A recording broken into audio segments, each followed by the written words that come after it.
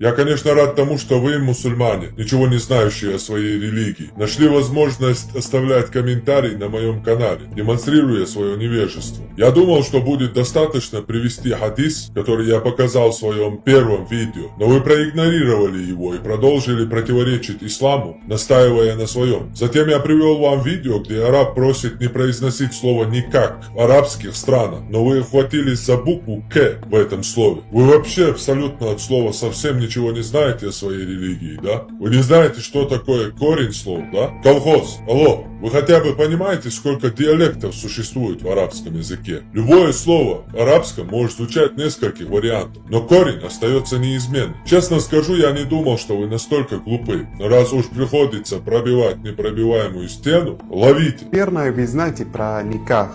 То есть, что это такое и зачем его делают. Но то, что вы не знаете, это да, арабское слово. Но мы, арабы, в разговорной речи мы не говорим это слово. Его не используем. Оно официальное и старое слово. Даже некоторые считают его неприличным. Так что мы больше выбрали легкий вариант, приличный. Звучит вот так.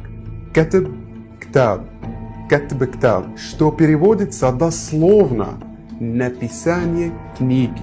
То есть, когда парень и девушка хотят жениться, им надо делать написание книги. Запомните обязательно эту фразу, намного лучше. Про такие моменты, кроме араба, никто не расскажет. Так что подпишитесь. Как на арабском будет брак? Будет заваж. Легко. А как будет помолвка? Хутба. Хутба. А свадьба как? 3 варианта есть. Урс, зафаф или фарах. Может, лучше без свадьбы тогда. А как будет развод? Талак.